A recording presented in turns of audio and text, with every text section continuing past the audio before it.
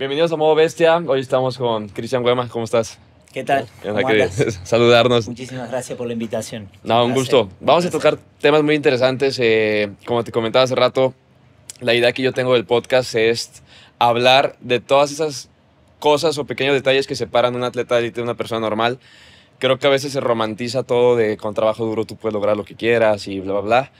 Yo dediqué pues prácticamente toda mi infancia a ser futbolista profesional. Lo logré, no lo logré tanto como hubiera querido, pero bueno, estuve ahí un rato. Y bueno, me gustaría tocar todos esos temas, pero antes de empezar, para la gente que te observa por primera vez o que te va a conocer en este episodio, ¿quién es Cristian Güemas? ¿Qué les podrías decir de ti? Bueno, Cristian Güemas, soy oriundo de Córdoba, Argentina, profe de educación física, un amante de la educación física, una pasión.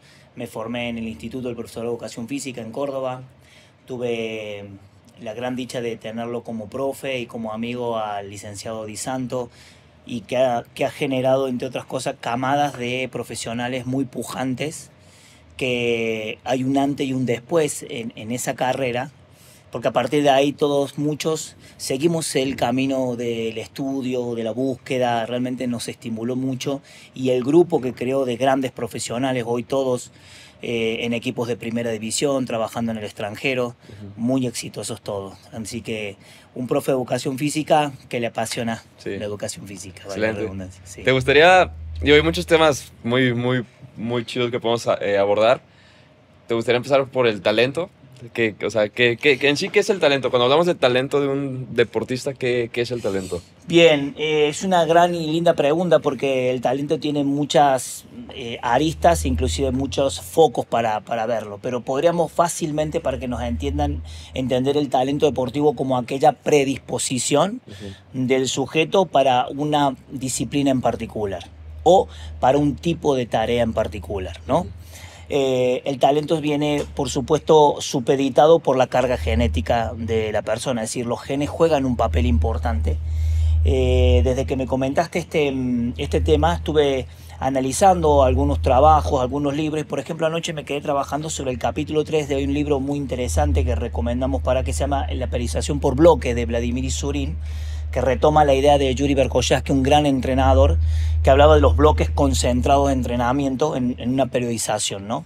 Y en el capítulo 3 trata la herencia y la entrenabilidad. Y él básicamente comentaba que la entrenabilidad tiene dos facetas importantes: la herencia, la parte somatotipo, es decir, cómo va a estar constituido tu cuerpo según tus progenitores, y la parte fisiológica.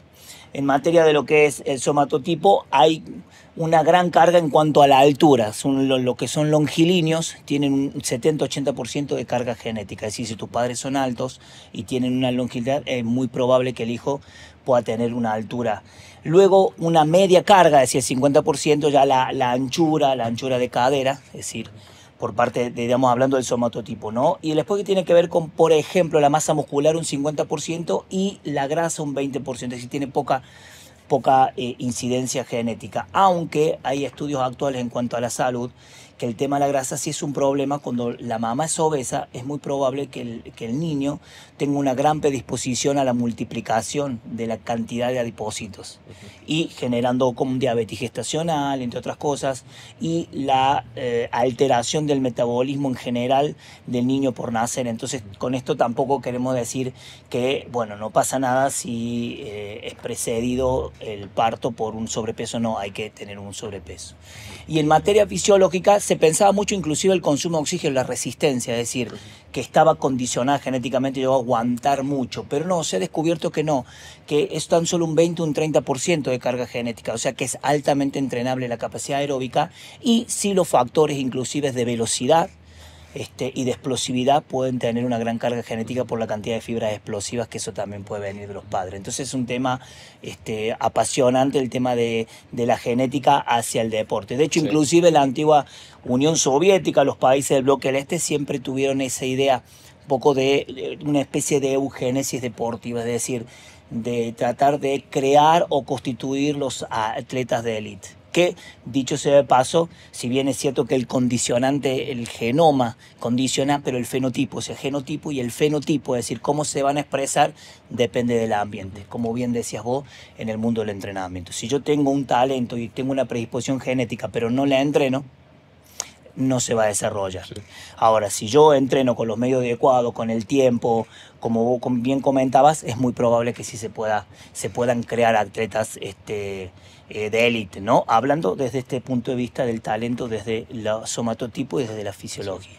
Ahí es un poco el tema también de la epigenética, ¿no? La epigenética viene siendo pues como la rama de la ciencia que toma tu base genética que traes y a ver, con la base genética que tienes, ¿qué podemos hacer para sacar el mayor provecho? Eso viene siendo la epigenética, ¿no? Tal cual. Sí. Y el tema de la idea es crear, en esto del deporte, es decir, tomando la epigenética, el estudio de los genes, crear contextos donde se puedan desarrollar las capacidades. Eso es muy importante. ¿Por qué? Porque estamos tocando un tema bastante, lo hemos empezado enfocando desde el punto del alto rendimiento, pero vamos a ir un escalón más abajo, que es el punto de vista de la motricidad en general. Hoy en día estamos ante un problema muy grande en la motricidad, porque la tecnología al avanzar ha traído grandes avances, es decir, va a haber redundancia, grandes avances en cuanto a las cuestiones de informática, en cuanto a la comunicación, en el desarrollo de datos, en la forma de trabajar, en la forma de la producción. Pero en cuanto al movimiento no ha traído tanto, es decir, la gente cada vez se mueve menos. Es decir, y hay una incompatibilidad evolutiva, podríamos decir. Tenemos un genoma preparado para el movimiento y una vida casi altamente sedentaria o hipocinética, es decir, que se mueve con bajos umbrales de intensidad que no generan cambios, ¿sí? Para que el organismo responda necesita ser presionado. ¿Con qué? Con cargas mecánicas, con cargas de entrenamiento. Y esas cargas de entrenamiento hay que crear contextos para que se den. Entonces, si no tengo el contexto, por más que tengamos las predisposiciones genéticas, no lo vamos a poder desarrollar. Sí. Tú que tocaste un tema bien chido que es... Yo también lo siento, digo, hay una cosa que se llama como inconsciente colectivo, ¿no? Que es como la sabiduría que se va transmitiendo de generación en generación y eso va de manera inconsciente, que tú sabes ciertas cosas. Y digo, yo lo noto de manera natural. Cuando no me muevo, cuando tengo un día sin ejercicio, es casi siempre un día malo. Es un día que hasta estoy negativo, hasta tengo pensamientos, hasta a veces un poco deprimentes, estoy mal. Me empiezo a mover, empiezo a hacer ejercicio, empiezo a sudar y cambia mi mentalidad, cambia mi chip y el día tiende a ser mejor. ¿Cuál es el problema de la generación actual de los niños que vienen, que crecen con un iPad, que crecen con un teléfono, que en vez de salir al jardín a jugar, al bosque a jugar, a la calle a jugar fútbol, están jugando fútbol pero en su celular, están jugando FIFA en su celular? Sí. Es un tema también un poco complejo que nos estamos enfrentando hoy, ¿no? ¿Qué piensas? Es un tema complejo que yo lo podría abordar desde dos puntos de vista muy importantes. El primero tiene que ver directamente con la cuestión de que nosotros en ciencia del ejercicio llamamos la tetra de la modernidad, es decir, un ser humano que cada vez se mueve menos, hipocinético, consume más hipercalorías de mala calidad. Otro gran problema, vive con un mal estrés que se llama distrés, es decir, el estrés es una respuesta fisiológica a la adaptación del contexto del ambiente y es fundamental para podernos adaptar al ambiente, para poder aprender algo. O sea, yo cuando voy a aprender algo nuevo necesito una cuota de estrés. Ese estrés positivo nosotros lo llamamos eustrés, es decir, el estrés es muy bueno, el problema es el distrés, el estrés más prolongado en el tiempo, que sí genera efectos fisiológicos como altos niveles de cortisol y eso empieza a mermar, te inmunodeprime, genera distintas respuestas negativas al organismo. Y la otra es la hiposomnia o la falta de sueño de calidad, es decir, tanta luminosidad, tanta tablet como inclusive hay estudios, por ejemplo, en las concentraciones a los deportistas de 1 hora o hora y media antes de evitar que tengan contacto con las pantallas, porque la pantalla LED altera todo lo que es el ritmo circadiano. El ritmo circadiano es el ritmo de cerca de un día y que está regulado por el reloj biológico interno, ¿sí? Básicamente el núcleo supraquiasmático, glándula pineal, entre otras, liberan fundamentalmente una hormona llamada melatonina y esa hormona es la que prepara el organismo para descansar y potencia a la hormona del crecimiento, que es la que repara los tejidos, la anti-age, mientras uno descansa. Entonces, a mayor cantidad de focos lumínicos hay una alteración en ese ritmo. El sistema nervioso no sabe cómo regularse. ¿Por qué? Porque antes que existiera Thomas Edison inventara la bombilla y tuviéramos luz 24 horas del día, nos regíamos por el día de cerca de un día. Es decir, sale el sol, despertábamos, se acuesta el sol, terminan las funciones, ¿no? Entonces, eso va generando problemas en la salud, en caso esto de la falta de sueño, que se llama cronodisrupción, que inclusive hay relaciones de obesidad, problemas de diabetes, inclusive de cáncer relacionado con esta alteración del reloj biológico. Y la falta de movimiento básicamente lleva a todo eso, porque perdemos masa muscular, perdemos la capacidad de consumir calorías aún sentado. Es decir, cuando uno está físicamente activo gasta calorías, cuando tiene más masa muscular gasta calorías. La masa muscular está hoy relacionada con el funcionamiento de todos los órganos, aparatos y sistema. Es más, se lo conoce como una glándula endocrina, es decir, porque generan sustancias químicas llamadas mioquinas, que son unas proteínas que favorecen el funcionamiento de todo, del cerebro, favorece el funcionamiento del sistema cardíaco, del sistema vascular, evita que se te tapen las arterias, mejora el funcionamiento hepático, es decir, evita la hepatotoxicidad, mejora el funcionamiento del hueso, ¿sí? Generando que la carga mecánica a través del hueso y del impacto genera una osteogénesis positiva del hueso, entonces mantiene la salud del hueso. Sí. En definitiva, como bien dices, hacer ejercicio te mantiene saludable y además mejora la calidad de sueño. Es decir, que si la persona se mueve, por más que coma calorías de mala calidad, tiene el sustento, los hornos que se llaman mitocondrias listos para quemar esas calorías. Por eso los deportistas de alto élite tienen alto consumo de calorías, ¿sí? 6, 7, 6, dependiendo de la masa del deportista, pero tienen alto consumo calórico. Sí. Una persona que no se mueve, el nutricionista lo que hace es bajarle drásticamente las calorías que consumen. ¿Sí? ¿Ves la gran diferencia? Sí. Y sobre todo, y por supuesto, mejora la calidad del sueño y mejora la parte del estrés. Cuando vos decís, vos estás estresado, entrenás, te regula el estrés porque liberas muchas veces encefalina y endorfina, dos hormonas que contrarrestan a la hormona fundamental, la neurohormona llamada CRH, factor liberador de cortisol. Entonces el ejercicio a través de todos estos mecanismos regula positivamente el organismo. Por eso, como vos decís, es parte que ya lo traemos constituido en nuestra evolución humana. Y si un doctor, Carlos Savero, dice, si la persona entrenara como un 15-20% de un atleta elite, no tendría problemas de las enfermedades crónicas no transmisibles, obesidad, diabetes, hipertensión, todas las enfermedades que no son por contagio, sino son por falta de movimiento y mala alimentación. Fíjate, un 15 o un 20%. Okay. Y de ahí, por supuesto, nos vamos a la élite. Hay que seguir desarrollando el potencial para que el sujeto normal pueda desarrollarse en un atleta élite. Sí. El tema del sueño está muy, muy interesante también. Ahorita también como que a veces se romantiza, no, tú tienes que dormir menos. Y ahorita se ha vuelto como muy viral de los coaches de vida, los coaches, que es como un coach motivacional, que a veces parece que no solamente te motivan, pero sin argumentos sólidos, que eso es un error terrible. Solamente trata de motivar a la gente sin tener argumentos de por qué le estás diciendo lo que le estás diciendo. ¿Qué le dirías a las personas, o al atleta de alto rendimiento? El atleta de alto rendimiento que dice que con 6 horas de sueño puede rendir bien. ¿Sí un atleta puede rendir bien con 6 horas de sueño o es imposible? Lo recomendable son siempre entre 7 y 8 horas. Ahora, esas 6 horas habría que ver qué tipo de calidad de sueño. Porque uno puede, como te decía, dormir 6 horas, pero con una luz prendida o con el televisor prendido o con mensajes llegando. Entonces, todos estos son estímulos que van alterando la calidad de sueño. Entonces, sería calidad de sueño 6, 7 horas en total oscuridad.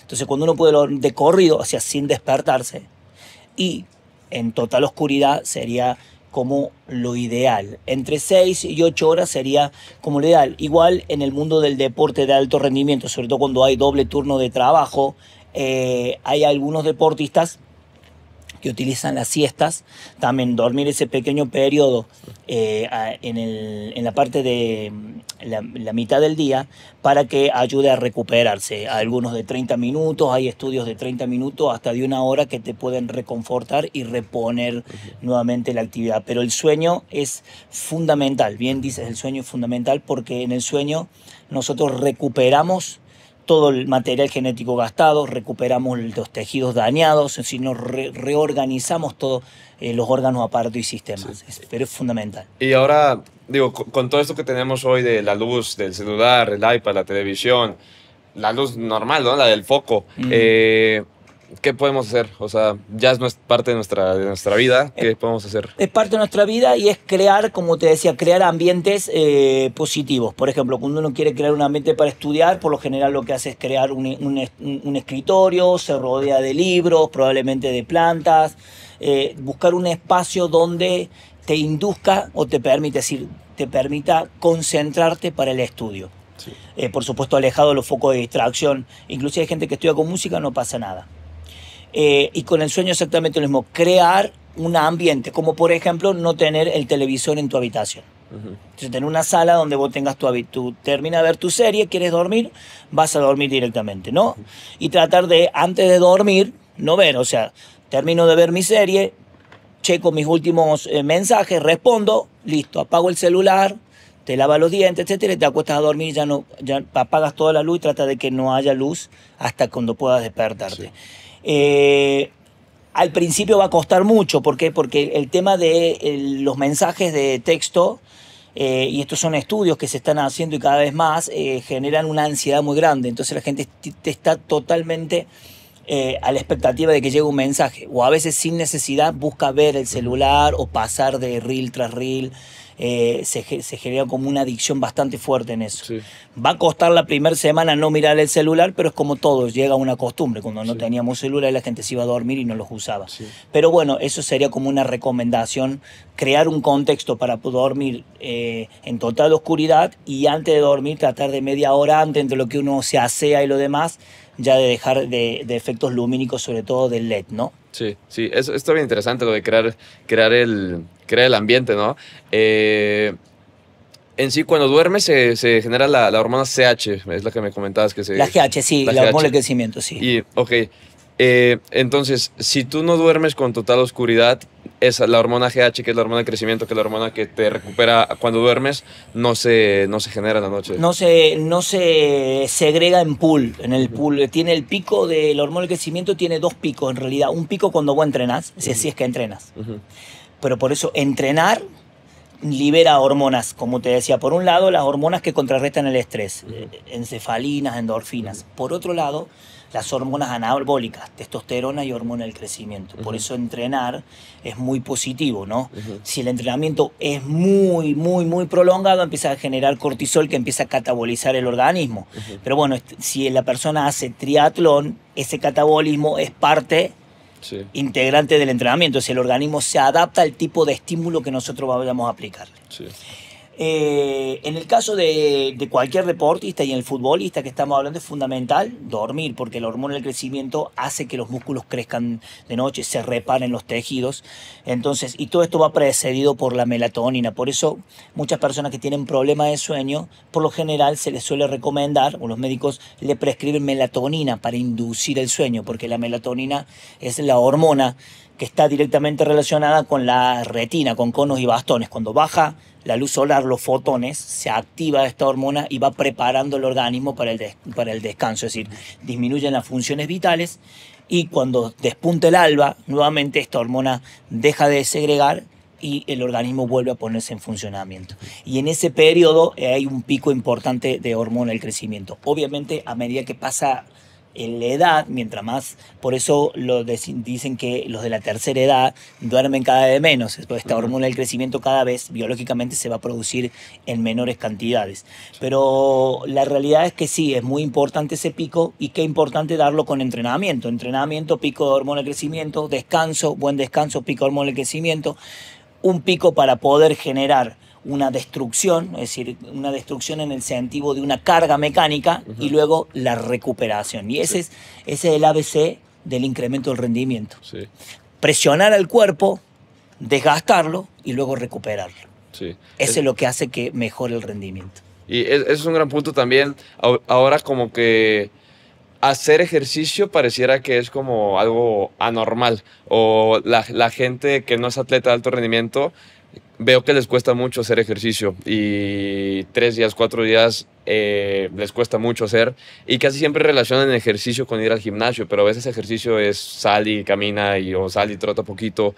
Tú, para alguien, saliéndonos un poco del nicho, pero para alguien que no es atleta de alto rendimiento, ¿le recomiendas hacer ejercicio todos los días o no? Sí, podría hacerlo todos los días, bien como dices vos. Por ejemplo, El tema acá central es la construcción del hábito.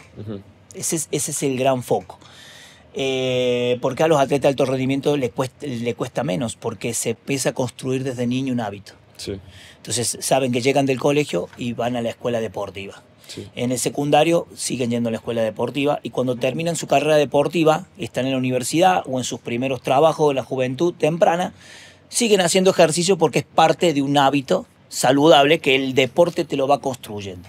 Ahora, las personas que no construyen ese hábito por una vida deportiva desde niño, adolescente, prepúberes, adolescentes, jóvenes, hay que recomendar empezar probablemente 3 veces por semana, ¿sí? El primer mes, para ir afianzando. ¿Y por qué? Porque al inicio, bien sabes que existe el famoso DOMS, dolor muscular de acción tardíaca o diferido, ¿no?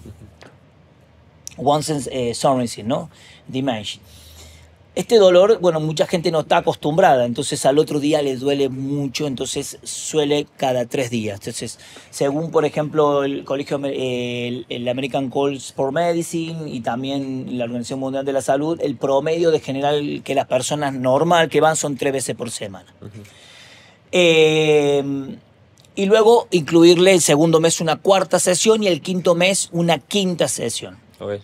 Y el 6º mes ya 6 días. Ahora, la pregunta es, ¿se puede recuperar el organismo? Claro que sí, que puede entrenar todos los días. ¿Por qué? Porque vos al sujeto le vas aplicando distintos tipos de estímulos. Entonces, como bien decís vos, el día lunes hace fuerza en el gimnasio, pero el día martes sale a pedalear o sale a trotar en el parque. El miércoles fuerza, trote, fuerza, y el sábado libre, inclusive recreativo, puede salir a correr con los amigos, puede salir a nadar, puede salir a pedalear en la vía recreativa. Entonces vos les vas modificando los estímulos y a partir de la modificación del estímulo la persona puede recuperarse. Además también lo que se llama periodizar el entrenamiento es sobre el mismo estímulo yo puedo ir variando la cantidad de carga. Sí. Entonces el día lunes en el gimnasio entreno fuerte, el día miércoles entreno más fuerte todavía, pero el día viernes le bajo la carga. Sí. Por darte un ejemplo, sentadilla o prensa, ¿no? El lunes hago 4 de 10 con 80 kilos, el miércoles hago 4 de 10 con 90 kilos o 100 kilos, presiono, probablemente con un poquito más de pausa, pero el viernes hago 3 series de 8 repeticiones, pero en vez de con 80 que arranque, lo hago con 60, 50 kilos. Entonces el mismo estímulo yo lo fui periodizando, entonces fui apretando y aflojando, que ese es un poco el arte de la planificación del entrenamiento. Aquí tengo 2 preguntas, porque cuando yo estuve un tiempo en Toluca y ahí el entrenador era La Volpe y su auxiliar era el profe Hernán, un preparador físico muy bueno. Y él nos decía que el día menos intenso de entrenamiento tenía que ser 2 días antes del partido, porque ese era el día que estaba comprobado que 48 horas antes de competencia es cuando más tienes que descansar. Y un día previo a competencia sí era un poquito más intenso. ¿Eso es verdad? ¿Que 48 horas después del evento es cuando tu cuerpo más resiente? Sí, por eso fíjate vos que en la actualidad cómo se planifica en el fútbol. Tenés el match day, el día de juego, y luego tenés el siguiente día que se llama +1, que es el día de recuperación. Según el tipo de planificación, por ejemplo, hay modelos de planificación española como de la Escuela del Barcelona, de Paco Seirulo y todos los grandes entrenadores de la escuela, que ellos le llaman el microciclo estructurado. Lo que hacen es tomar el descanso el día siguiente y luego el día de recuperación. Después tenés la otra escuela que plantea que al día siguiente se entrena y se hace una sesión de recuperación. Si juegas el domingo, el lunes se entrena, pero es un día de recuperación y es un día de entrenamiento intenso para los que tienen menos de 60 minutos de juego, ¿sí? Y los que no han jugado, o sea, para compensar cargas. O se hace viceversa en esos días, pero ese día es fundamental la recuperación. Y luego empiezan a venir los días -5, -4, -3, -2, hasta nuevamente el nuevo partido, el nuevo match day. Y en esos días las cargas más importantes se ponen en la mitad de la semana. Los trabajos de fuerza, los trabajos de resistencia y velocidad. Para, como bien dices, dejar un día antes del juego, 2 días antes, trabajos que estén exclusivamente destinados a la parte explosiva. Sí. con estímulos cortos, de alta intensidad, pero muy cortos de trabajo y con mucha pausa. Entonces hace que no se estrese el organismo, que no consumas mucho material energético y que puedas compensar la carga de la semana para que el día del partido estés en tu óptima performance. Pero tal cual, como dices, por lo general un día antes, que es lo que cuando trabajábamos en el fútbol, por ejemplo, ese día el entrenador lo dedicaba a la táctica fija. Sí. Entonces era los trabajos todo táctica fija, tiro libre a favor, tiro libre en contra, córner a favor, córner en contra, salida de saque lateral. Perfecto. Y lo que hacíamos nosotros como preparador físico es la entrada en calor, muchos estímulos cognitivos y de reacción, de velocidad de reacción, que no tienen demanda energética y sirven para mantener al organismo activo desde el sistema nervioso y la testosterona sin tener que aplicarles cargas. Sí, sí, siempre, bueno, yo como portero siempre antes de partidos, siempre, un día Sí. antes era reacción. Exactamente. Sé que es difícil generalizar. Quisiera ver si podrías como, para aquel chavo, aquel jugador que nos está viendo, digo que de 13, 14 años, que tal vez no tiene los recursos para pagar un entrenador personal o que aún no entra en unas fuerzas básicas, a grandes rasgos, un jugador de fútbol, ¿cómo tendría que ser su semana? O sea, si, por ejemplo, si juega el sábado, ¿qué día de la semana tendría que ser el pico más alto y qué día baja? Y, o sea, ¿cómo le podrías explicar a esa persona? Bien, lo podríamos ver porque acá hay que hacer dos distinciones muy interesantes que estás haciendo. La primera distinción es si el futbolista está en etapa formativa. Ujú. Es decir, si el chico está de 14, 15, 16 años, hay que darle con todo. Ujú. Porque estamos desarrollando su potencialidad. Ok. Sin miedo a la lesión, sin nada. ¿Cuál es el problema de la lesión? La falta de entrenamiento. Ok. ¿Me explico? Sí. Ahora, cuando ese chico de 17, 18 años ya está jugando en primera división, con ritmo de primera división, Ujú. donde empiezan a venir los contratos fuertes, etcétera, en la parte económica, bueno, ya ahí no se puede trabajar tanto. Por eso los futbolistas elite, los que juegan básicamente inclusive compartido entre semana, van entre 1 y 2 veces al gimnasio a entrenar fuerte. Después todos los demás trabajos están repartidos en coordinación, velocidad, trabajos preventivos. Es decir, se puede hacer gimnasio todos los días, pero entrenar bien la fuerza explosiva en el gimnasio o la fuerza máxima, solamente 2 estímulos o 3 por semana como mucho. Pero cuando están en etapa formativa, el pool hormonal te permite, y es el periodo, la ventana importante, la fase sensible para poder desarrollar esa capacidad. Entonces un chico de 16 años debería ir, juega el domingo o juega el sábado, perfecto, descansa el domingo, el lunes el gimnasio. Y meterle El con martes todo. el gimnasio, miércoles gimnasio, jueves, viernes ya le baja las cargas. ¿Y qué es lo que va a hacer en el gimnasio? ¿Va a perder tiempo con las máquinas? No. Definitivamente no. Y ese es otro gran problema cuando a veces los futbolistas van al mundo del fitness y el entrenador a cargo solamente se ha enfocado en fitness. Porque bien sabes que en el mundo del fitness prima, yo le llamo... el camino hacia la lesión del 70-30 invertido. ¿Por qué? Porque en un gimnasio te ponen 70% máquina y 30% peso libre, mancuerna, barras. Y tiene que ser al revés. Vos tendrías que hacer barras, mancuernas, sentadillas por delante, buena técnica sentadilla por detrás, un buen peso muerto y a ir aprendiendo la técnica de los derivados de levantamiento de pesa. El arranque y el envión, o como se llama en estos lares, el snatch, ¿sí? Y el clean and jerk y sus derivados, colgados o no, que son trabajos de potencia explosivo y alta coordinación. A eso le sumas trabajo de multisaltos y drills coordinativos.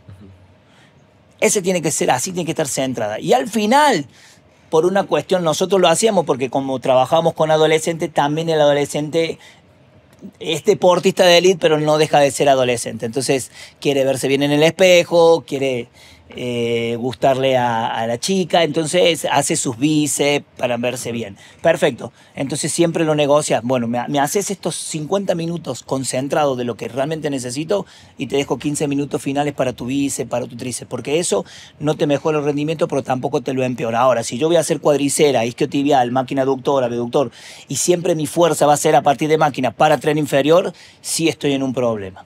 Okay. Entonces, que no puedan pagar un entrenador personal, vas a un gimnasio y trata de hacer. La sentadilla no te puede faltar, el pre-banca no te puede faltar, las dominadas no te pueden faltar, los remos no te pueden faltar, los press militares no te pueden faltar, que son los ejercicios básicos, clásicos.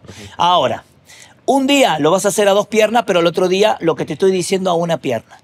Y ese es otro problema que te digo del 70-30 invertido. En el gimnasio el 70% de los ejercicios se hacen bipodales.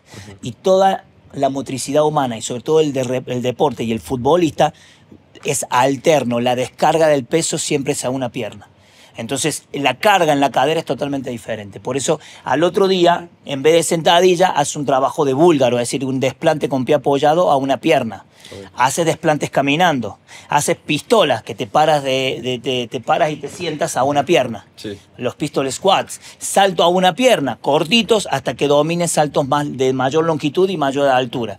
Entonces, lo bipodal lo transformas a monopodal. Y los ejercicios de arranque también. Vos podés agarrar una mancuerna a una pierna, ¡pum!, en un solo movimiento arriba de tu cabeza lo más rápido que puedas. Sí. Y estás trabajando. Es potencia de una pierna y además, como es dinámico el movimiento, perturba toda la cadena y hace que trabajes la propiocepción, el equilibrio, el control motor, que es fundamentalmente para que no te lesiones. Entonces, a eso lo deberíamos enfocar al trabajo y dejar que en el club te trabajen y mejoren la resistencia.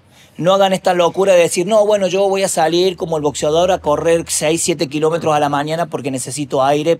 No, porque eso es peor, es contraproducente porque vas a desarrollar muchas fibras lentas.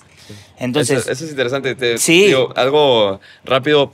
Sí. Porque hay muchos futbolistas que malinterpretan o por tienen muchas ganas, pero no saben cómo. Claro. Y hay muchos que dicen, es que yo entreno fuerte y me voy a correr 8 kilómetros todos los fines de semana. ¿Por qué es una estupidez para un futbolista correr 8 kilómetros el fin de semana? Y pasa que está dentro de, ¿cómo decirte? Dentro del, como bien dijiste, del inconsciente colectivo, de que mientras más corro, más capacidad aeróbica tengo, que es verdad. Pero para alguien que va a correr como disciplina. O sea, si alguien va a querer hacer 21K, 10K, una maratón, triatleta, perfecto, es lo que tienes que hacer, mejorar tu resistencia corriendo. Pero un deportista, un futbolista no, porque esa cantidad de cardio sí te va a mejorar la capacidad cardiopulmonar, pero te va a mejorarla a expensas del deterioro de las fibras de calidad. Nosotros en el organismo, en el músculo, tenemos distintos tipos de fibras. Fibras que son de activación más lenta, fibras que son intermedias y fibras muy explosivas. O sea, fibras rápidas y fibras muy explosivas. Si yo me salgo a correr 8 o 10 kilómetros, lo que voy a hacer es estar estimulando las fibras tipo 1 lentas. Y el futbolista lo que tiene que tener es fibras explosivas y fibras rápidas, fibras que hagan hacerte N cantidad de cambio de dirección, aceleraciones, desaceleraciones, sprint, y cuando vos camines te recuperes, porque la velocidad en el fútbol son varias. En la mayor tiempo el sujeto en el deporte, esto de match análisis, ¿no?, la pasa caminando. Después tiene un gran porcentaje de high speed running, es decir, corre a una alta intensidad, que no es el trote suavecito. Si estamos hablando que corran cerca de lo que se llama velocidad aeróbica máxima, entre 18, 19, 20 y 21 kilómetros por hora. Y después tenés los sprint, las acciones que están más allá de 28 kilómetros por hora, 28, 29, 30, que son lo que te hacen llegar primero, lo que te hacen desmarcarte, lo que te hacen hacer una pared de profundidad. Entonces, ese tipo de trabajo, entonces, si nos preguntaran ahora los chicos que están viendo y dicen, pero no tengo un PF, ¿qué podría hacer yo que este fin de semana voy a estar en el campo? Bueno, agarra un cono, haya un cono acá, camina 40 pasos y pone el otro cono allá, ¿sí? Y trata de llegar básicamente en 10 segundos hasta el otro cono.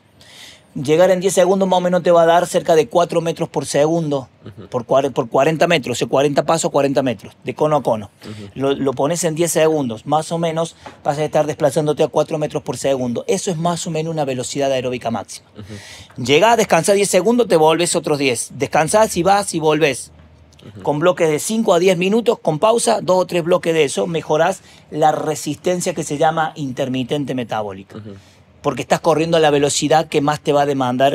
Y en esa velocidad es donde te recuperás y tenés que ser eficiente en los deportes colectivos. Y el fútbol es uno de ellos. Sí, está bien interesante. Estos temas me encantan. Sí, eso antes de salir a correr. Sí. Antes de salir a correr, eso sería lo más idóneo. Entonces es muy simple. Pone una marca y ya... Sí. Porque la otra vez un papá, ahorita yo estoy como psicólogo deportivo de varios atletas, y un papá me dice, es que yo traigo a mi chavo a tope y todos los fines de semana vamos a correr 10 kilómetros juntos. Es que no sirve de mucho. No. Pero bueno, tocando o volviendo un poco al tema de la genética, que es otro tema muy... Paréntesis, lo que acaba de decir es el gran problema del deporte, ¿no? Cuando los padres están metidos. Sí. ¿Qué piensas de eso? O sea, hay veces que el papá... cuando viene el papá con los niños y te dice, no, ¿qué le está faltando? ¿Cuál es el problema de mi niño? El problema sos vos, alejate, dejarlo solo, acá a entrenar. porque realmente a veces Sí. suele ser lo peor. Nosotros lo hemos visto, bueno, se ven en el fútbol infantil, Sí. que los padres terminan gritando como si fueran los niños que recién están disfrutando del deporte, los padres gritando, peleándose entre padres, insultándole al árbitro, conductas que ni al caso. Sí. Pero bueno, es parte de, digamos, como decirte, de una subcultura dentro Sí, del fútbol, pero ¿no? hay veces que el papá, por querer ayudar a su hijo, condena a su hijo al fracaso. Claro, claro. Lo que le decía, el problema sos vos, lo comento en ese sentido. O sea, a veces las buenas intenciones, Ujú. cuando no se sabe, o sea, cuando no se deja trabajar a los profesionales, tienden a generar problemas. Siempre, por lo general, generan problemas, no dejan trabajar al profe. Sí. Por eso las grandes civilizaciones, cuando querían realmente perfeccionar, la tenían claro que, por ejemplo, los espartanos a los 7 años separaban de la madre a los niños. Iban a la escuela para prepararse para ser los mejores guerreros de la antigua Grecia. Ok. ¿Por qué? Porque necesita eso. Es un ejemplo extremo, ¿no? Pero en el sentido que los padres tienen que confiar en el proceso de desarrollo del niño en la escuela. Ahora, si el padre no está de acuerdo, bueno, ve la manera de platicar con el entrenador, pero no él ponerle entrenamientos a los niños. O, si a lo sumo lo va a hacer, consultarlo con el entrenador. Me voy de vacaciones, profe, ¿qué podríamos hacer? Ah, bueno, mira, agarrá, llévate 2 conos, llévate un balón y hacer estos ejercicios.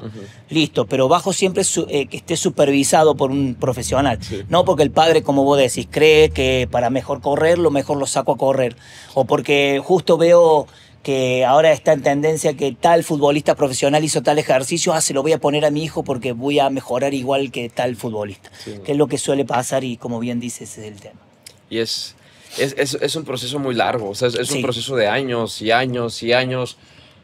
Si nos vamos a estadística, un atleta de élite empieza a hacer su deporte a los 5 o 6 años en promedio, o sea, es Sí, un sí. proceso largo. Tal cual, largo. hay deportes que empiezan más, por ejemplo, los deportes de alta precisión, como, bueno, acá en Jalisco tenemos el honor de tener uno de los mejores clavadistas del mundo y una de las mejores escuelas del mundo de clavados.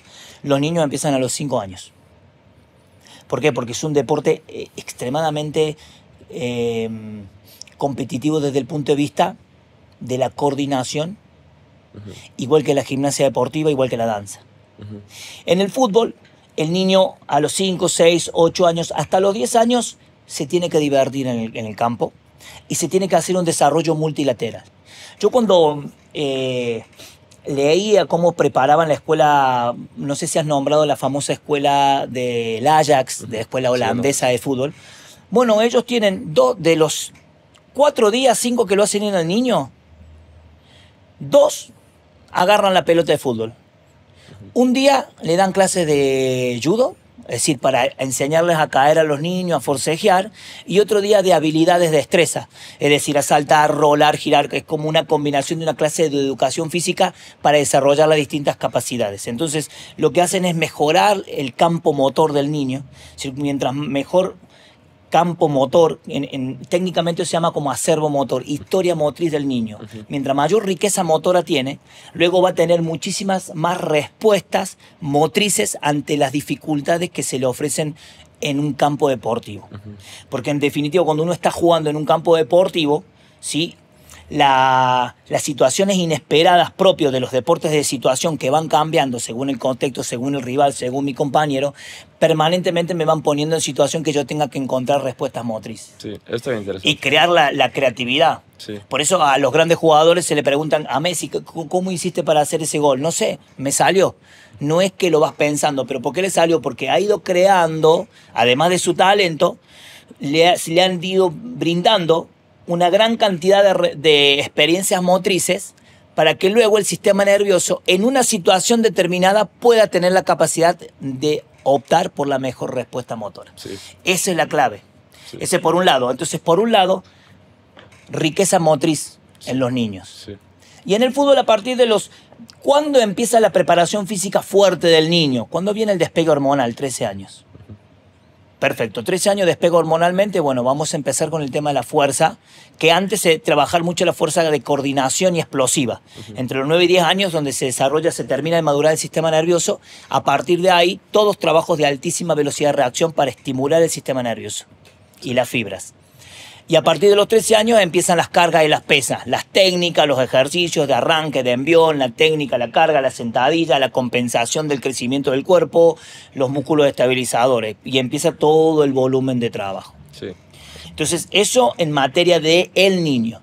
Y en materia de la disciplina deportiva, ¿cómo se puede llegar a crear talentos o hacer que ese embudo no sea tan pequeñito? Es creando masa crítica de atletas. Ok, también digo, al final la creatividad es el resultado de tener una base de datos gigantes de años de entrenamiento, y esto es un gran punto de que no nomás es jugar fútbol, no nomás es hacer tu deporte, Tal cual. combínalo a veces hasta con judo, con gimnasia, con... ¿Qué son esas cosas que, por ejemplo, en su momento a tus hijos, o no tienes hijos? No, pero en su momento, sí. suponiendo que tengas hijos, o ¿qué son esas cosas indispensables que tú a un niño que quiere ser atleta profesional le dirías que tienes que hacer sí o sí? Sí, sobre todo crearle estímulos permanentes motores. Sí. O sea, crearle espacio que jueguen con los amigos todos los días, Hoy es más complicado porque en la edad, por ejemplo, en mis tiempos, nosotros teníamos la bandita de la cuadra. Entonces te juntabas todos los días con los amigos y sin ir al club, pero vos creabas los juegos, y los juegos empezabas jugando al fútbol, pero terminabas jugando a las guerritas en las casas abandonadas. Y saltabas y te tirabas al piso y trepabas los árboles y armabas una calle y te caías y llorabas y volvías nuevamente. Y a veces esperabas terminar de llorar por ahí porque si no también tu mamá te retaba porque decir, te dije que no fueras a jugar. Hoy creo que el niño, si bien es cierto, hay una cierta sobreprotección de los padres, y también un poco por el miedo también al contexto social que tenemos. Es decir, tenemos realmente la parte de la sociedad en la actualidad, la urbanización, está peligroso por la cantidad de autos, porque no hay espacios seguros para los niños, que antes era el campito, antes era el famoso potrero, ahí donde todos nos formábamos las habilidades. Muchas de las cosas las aprendíamos ahí. Nosotros chiquitos mirábamos lo que hacían ciertos jugadores y queríamos y lo copiábamos, y estábamos ahí copiando. Entonces siempre no hay que desdeñar este autoproceso de organización del niño, de irse formando. Lo que sí el entrenador, el profe de educación física, es crearle los contextos. O sea, un contexto fundamental sería, por ejemplo, que todos los días tuvieran educación física en el colegio. Por ejemplo, 1 hora. Pero la educación física, lamentablemente, por lo menos en estos lares, en lo que es Latinoamérica, está desapareciendo cada vez ya, inclusive de las currículas. Sí. Y cuando tiene educación física, básicamente es un pasatiempo, sí, y no es una manera de educar el cuerpo. Sí, pero entonces, como padre, sí buscaría la manera de que el niño pueda jugar, ir a los parques, cambiar los parques, todos los parques, llevar a los trampolines para que salten, todas las cuestiones que el niño pueda crear experiencias deportivas, siempre sí, dentro de lo seguro, por supuesto, y si en manos de profesionales, mejor todavía. Sí, es generar el ambiente, como dijiste, del estudio, es también aceptar que no sabemos todo. A veces el padre es muy egocéntrico a veces, y lo que yo digo va a ser para mi hijo. Y aceptar que no sabes todo, y aceptar que la mejor decisión que puedes hacer es llevar a tu hijo con un experto en el ámbito del deporte, probablemente es la decisión más sabia que puedes tener. Tal cual. Y fíjate vos que esos son básicamente los padres que no han sido deportistas de élite, o no han sido deportistas de un nivel importante.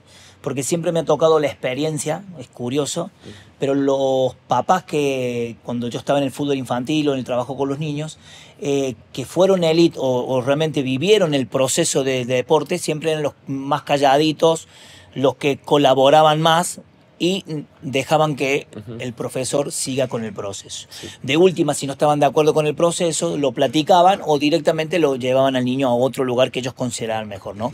Pero estar ellos mismos supeditando el trabajo de los niños, aunque hayan sido deportistas, no porque ellos fueron deportistas, pero no estudiaron pedagogía para la enseñanza, que eso es también importante, ¿no? Sí. Tener una cuota de pedagogía. No quiero decir que haya padres que capaz que tengan el don de enseñar y lo pueden hacer muy bien, pero no es la mayoría de los casos. Sí. Como siempre hablábamos y como vos decías, desde el punto de vista de la psicología, terminan muchas veces ellos mismos frustrando al niño, haciendo que el niño aborrezca la disciplina y hasta que no quiera competir, o que le sea algo no placentero, ¿me explico? Es que a veces a veces el niño solo quiere jugar, a veces el niño solo quiere jugar y el sueño de ser profesional, a veces el padre se lo mete al niño y al final termina siendo algo medio raro que es, pareciera que es el sueño frustrado del padre materializado en el niño y eso pues, se vuelve ahí un... Pues algo muy, muy peligroso que puedes al final hacer trascender a tu hijo. Tienes ahí casos como Andrea Agassi, que Andrea Agassi dice, ves que yo amo el tenis, pero a la vez odio el tenis. Y tienes a muchas personas que a lo mejor logras el éxito deportivo, pero al precio de mermar para siempre tu relación con tu padre. Y es ahí como un equilibrio muy, muy fino entre... ¿Te ayudo o nuestra relación se va a terminar? Sí, totalmente, totalmente. Sí. Yo creo que el camino, la clave de ahí es tratar de que de alguna manera inducirle la pasión al niño por el deporte. Ujú, Que el mismo niño quiera ir, papá, papá, ya vamos al campo de deporte o vamos a jugar. ujú, Y no que sea impuesto por parte del padre. ujú. Porque ahí es donde empieza la tensión. Entonces hay que crear siempre por parte, obviamente, del club que recibe al niño y también de los padres de fomentar, pero que el niño realmente se entusiasme y que le vaya generando pasión, Ujú. descubrir el deporte, descubrir por todo lo que conlleva, la amistad, todo el contexto que lleva un deporte como tal, ¿sí? Todos los Sí. deportes siempre terminan siendo muy positivos para el niño porque te regulan el horario, aprendes lo que es el respeto, la disciplina, la perseverancia, Sí. inclusive el manejo de la frustración, Ujú. que hoy en día es muy, en las nuevas generaciones, por eso le llaman las generaciones de cristal, es muy complicado. Los niños de hoy, adolescentes, jóvenes, tienen mucho miedo al fracaso, a la frustración y el equivocarse, el no ganar. Es parte de la vida y esto parte de querer competir, pero y yo creo que todos esos valores, el deporte es muy importante, por eso el niño sí o sí debería estar en deporte, si todos los niños deberían hacer deporte y sobre todo, y después por supuesto a medida que se empieza el cono, va a empezar a ver los talentos y la capacidad del niño. Sí, ¿y no crees que la generación actual, la generación de cristal, le tiene tanto miedo a fracasar también como consecuencia de una sobreprotección de los padres? Que no hagas esto, porque si sales a la calle te pueden robar, si te subes al árbol te puedes caer. Y así todo el tiempo también a veces los padres están ahí. Sí, esta sobreprotección sí es muy, muy grande, sí, yo creo que por eso creo que también desde tu campo, desde la psicología, creo que también todos los clubes, sean infantiles, juveniles, deberían estar apoyados por un psicólogo deportivo, pienso yo. ¿Por qué? Porque a veces, como bien dices, el miedo de los padres, el estar todo el tiempo los padres ahí intentando ser parte del entrenamiento, interrumpiendo el proceso básicamente. A veces los entrenadores no tenemos las herramientas desde el estudio y la preparación desde la psicología para afrontar esos casos, ¿no? A veces los entrenadores, como sea, lo tratan de gestionar a los Sí. padres. Por eso se me hace muy importante que los clubes, los centros de entrenamiento tengan esta figura del psicólogo para poder tener esa contención con los padres, porque probablemente esa sobreprotección viene por algunas cuestiones de los padres. Entonces estaría bueno esa contención para que el niño se sienta de alguna manera apoyado, liberado y no esa presión también, Sí. porque quiera o no, eso termina influyendo muy, muy grande en el niño y por Sí. supuesto en los atletas de élite también. Sí, y al final, digo, perder es lo normal. Y hay un clip muy viral de Ginóbili, de Manu Mm, Ginóbili, que dice, es que no conozco a ningún atleta en el mundo que haya ganado más de lo que haya perdido, es al revés. sí, Siempre vas a perder más. Y bueno, es un gran tema. Me gustaría tocar el tema de la genética. Puede ser un poco polémico. Te voy a platicar una sí. anécdota rápido. Y estando ahí en España, yo vivía con un uruguayo y vivía con un francés, pero era Mm. francés camerunés, era de tez negra.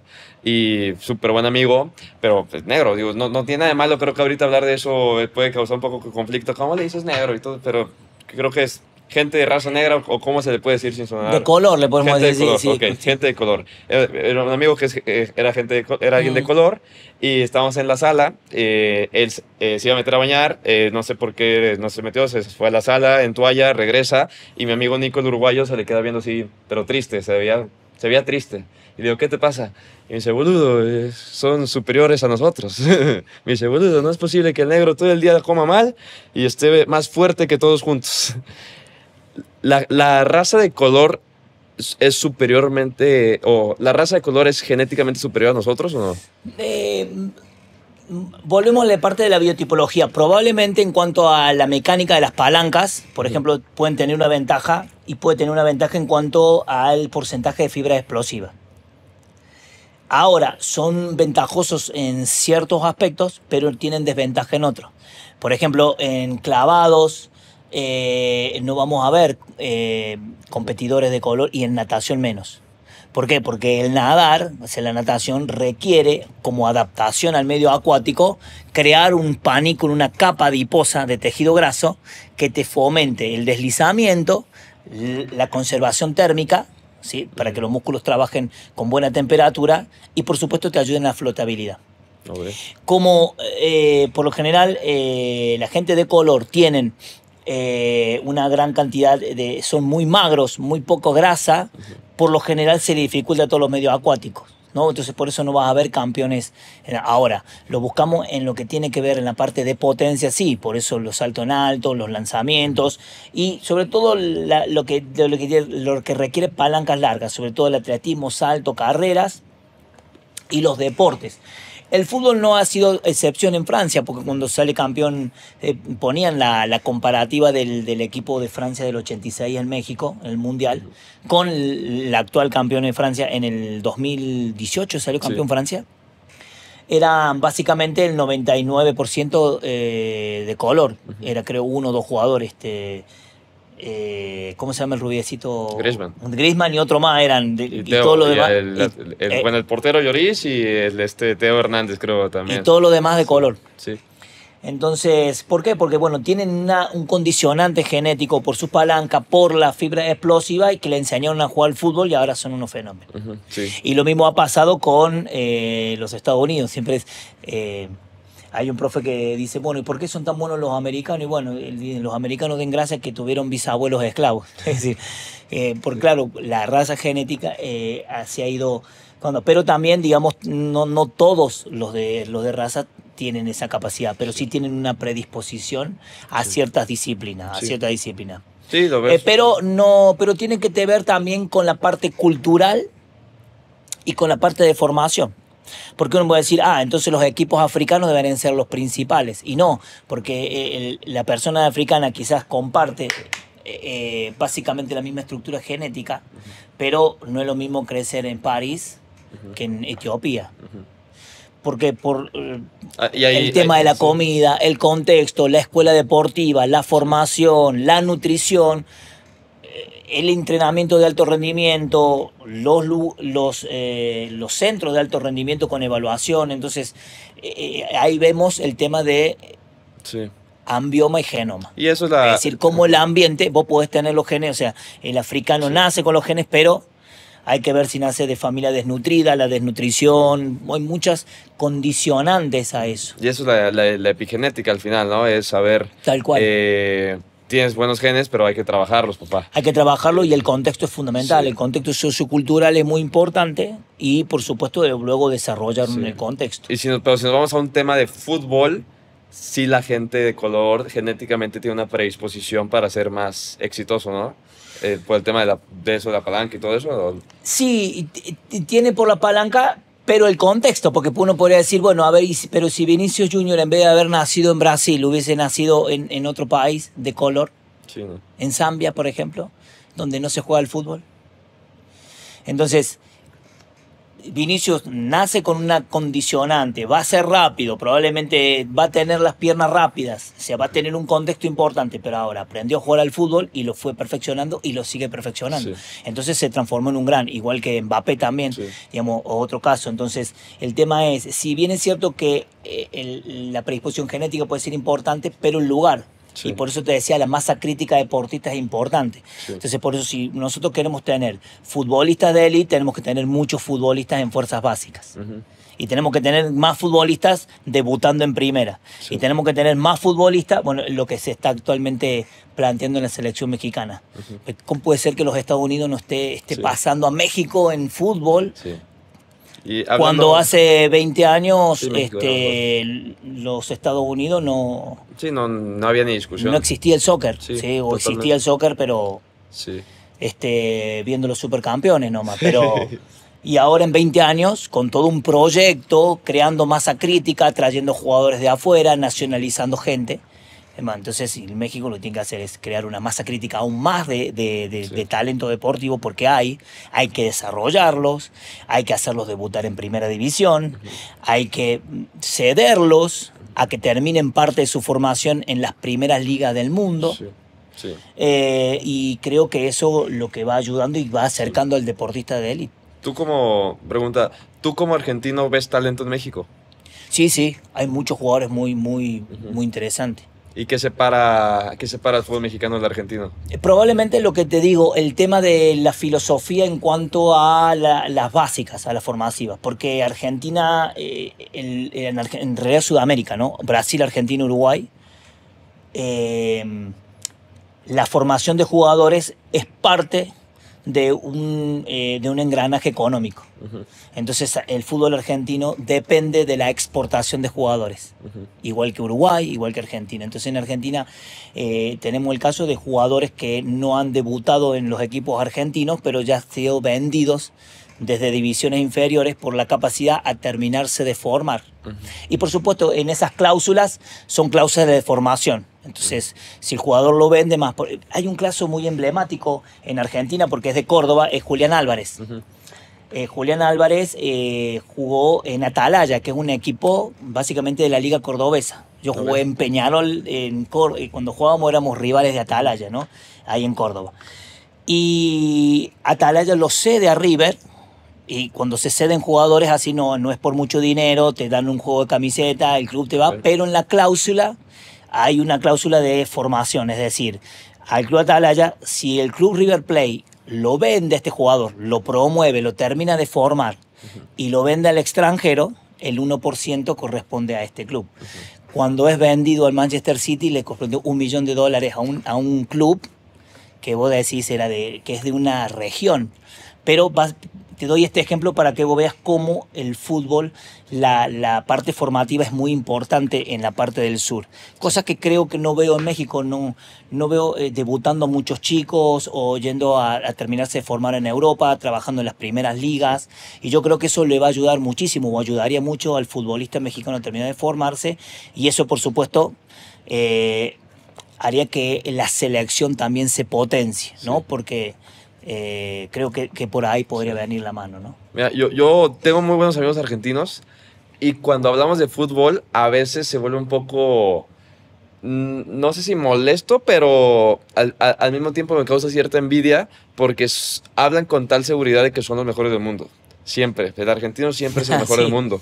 Pero eso a veces lo podemos criticar o le podemos aprender también. O sea, al final ahorita son los mejores del mundo. Al final ahorita la gente... Y te digo por la masa crítica, digamos que cuando empieza el fútbol en Argentina, en Sudamérica, el fútbol lo traen los ingleses, llegan con los ferrocarriles. Cuando toda la línea de ferrocarril llega a Sudamérica, llegan los ingleses con el fútbol y por supuesto empezaron, por eso los clubes se llaman River Plate, Boca Juniors, tienen distintos nombres, inclusive hasta de zonas de rieles, ¿no? Sí. Ferrocarril Oeste, en fin. Y a partir de ahí empieza a jugarse y el fútbol pasa a ser parte de la cultura de la población. Entonces nosotros tenemos 4 años, ya estamos con una pelota en el pie, jugando el fútbol, aunque no vayamos a club. Después viene el club, después queremos el sueño de jugar y eso ya se va transmitiendo culturalmente. Y en sus inicios, bueno, algunos países europeos, algunos países latinoamericanos empiezan a jugar. Por eso creo que esta pica, pero en realidad, si bien es cierto que Argentina tiene muy bueno, pero hoy tenemos equipos y formaciones muy importantes. Yo creo que tiene que ver fundamentalmente con la formación, porque hoy Argentina tiene una gran selección, pero el núcleo de sus jugadores terminaron siendo formados en Europa, juegan en las principales ligas de Europa. Si bien es cierto que parte de la formación ya la traen desde Argentina, pero terminan. Por eso creo que el salto al roce con los mejores jugadores del mundo, en las principales ligas del mundo, creo que eso ayuda y apoya muchísimo. Inclusive en las inferiores de esos clubes. Sí. Y por eso cuando el argentino dice, no, Brasil tiene 5 Copas del Mundo, aunque por ejemplo Brasil hace mucho tiempo que no gana, pero siempre es candidato y da gusto Sí. verlo. Y hay un montón de selecciones que también, o sea, Sí, no Uruguay, es que Uruguay siempre Uruguay compite. también siempre es un equipo que gusta, digamos, sí, pasa que el fútbol en Argentina pasa a un grado más, hay un fanatismo que siempre lo llevan a un grado más. Sí. Y por eso son tan buenos. No, no sé si es por eso. Digamos, se vive el fanatismo, pero Sí, no quiere decir que porque seas súper fanático, no. Lo que yo creo que lo destaca el fútbol argentino, el fútbol uruguayo, te digo esto, la masa crítica que tienen de deportistas, sí, porque todos juegan al fútbol, la gran mayoría. sí, Y después este sistema, digamos, de exportar jugadores, es decir, prepararlos para venderlos. Entonces, el niño a Boca Juniors ya empieza a los 10, 12 años y ya, si bien tiene toda la escuelita, pero ya tiene la sede principal donde ya tiene el filtrado de los jugadores ujú, que pueden ser potencialmente talentosos. sí, Y de esos jugadores, 4 o 5 ya lo van a empezar a formar para empezarlo o a debutarlos o a cederlos a equipos en Europa. sí, Con préstamos con estas cláusulas que te digo. sí. Eso se me hace muy Sí, porque en interesante. definitiva es un ganar-ganar de todas las Sí, etapas. sí, Entonces yo te cedo el jugador, vos lo terminás de formar, te lo compra otro equipo europeo, parte del pase le pertenece por supuesto al jugador, representante, etcétera, pero parte para el club formador o el que lo cede. sí. Entonces eso me parece sumamente importante. Sí, Cris, para ir cerrando el episodio, me gusta tocar siempre el tema de la mentalidad. Mm. Cuando yo pienso en alguien argentino, aparte que tengo buenos amigos, pero cuando pienso en alguien argentino, lo primero que pienso es en la confianza que tienen para encarar la vida, sin importar el dónde estén, una parte de ellos sienten que están destinados a ser el mejor del mundo. ¿De dónde nace esa confianza del argentino? Uf, qué pregunta. Yo creo que la podríamos buscar quizás esta por lo que ha sido la historia del país. Primero y principal, muchos de los argentinos, nuestros abuelos y bisabuelos, primero algunos vivieron guerras mundiales o huyeron de la guerra mundial, de una situación muy crítica, y llegaron a Argentina, a un país totalmente despoblado, a comenzar una nueva vida y con todas las circunstancias difíciles de eso, porque muchos nunca regresaron. Por ejemplo, mi abuelo era japonés, se vino en la Segunda Guerra Mundial y él ya nunca regresó a Okinawa, donde él era oriundo con su hermana. Y también por parte de mi madre eran oriundos de Bulgaria. Entonces llega el comunismo, le quitan sus tierras, ya eran campesinos, se vienen a Argentina y ya nunca regresaron a Bulgaria ni a ver a sus otros familiares, nada, y a comenzar una nueva vida. Creo que esta situación de un comenzar, de la dificultad para salir adelante y además de las múltiples crisis que ha tenido Argentina como país, como sociedad histórica, ¿no? Golpes de Estado, crisis económicas recurrentes, hace que el argentino tenga ese plus de decir voy a sobrevivir a donde sea y como sea. Ujú, sí, Creo que es parte de lo que lleva a la parte cultural. Y después, otra cuestión, esto del argentino, que yo creo que tiene cierto desarraigo. ujú, Entonces, no le cuesta mucho decir, bueno, vamos a probar suerte o vamos a conocer tal país. Entonces, encontrar argentinos por todo el mundo, sí, exactamente con este espíritu de decir, no sé, empiezo a vender empanadas, lo que sea, y vamos a salir adelante. Creo que es propio de también lo que ha sido la cultura argentina, la idiosincrasia. Creo que sí, por ahí podría venir la sí. respuesta. Gran tema. Cris, para cerrar, ¿te gustaría comentar algo? O... No, agradecer fundamentalmente la invitación y para platicar estos temas que Ujú, son realmente muy interesantes, que ayudan mucho. Esperemos que este podcast les pueda ayudar a los chicos deportistas, a los que están iniciando, a los que ya están entrenando y puedan tomar algunos consejos para poder seguir trabajando. Y bueno, a invitar a toda la gente de los deportistas que vamos para adelante, que las adversidades van a llegar ujú, y nada mejor que una adversidad para poder superarse, ¿no? Siempre el tema de encontrarse las adversidades, de sentirse que uno se cae, de encontrar ese piso, siempre ayuda a que uno pueda seguir, ¿no? ujú. Redes sociales, ¿cómo te podemos encontrar? Bueno, no soy amante, pero en Instagram, @Cristian Muema, así Sí, nomás, Cristian UEMA es mi apellido. Y Cristian Mueman también en el Facebook. Así perfecto. que Ahí para ponerlos aquí. Y listo, digo, para la gente que nos está viendo, qué chido que hayan llegado hasta acá. Que nos sigan en redes sociales, que se suscriban y que estén atentos que cada miércoles tenemos episodio nuevo. Saludos. bye bye.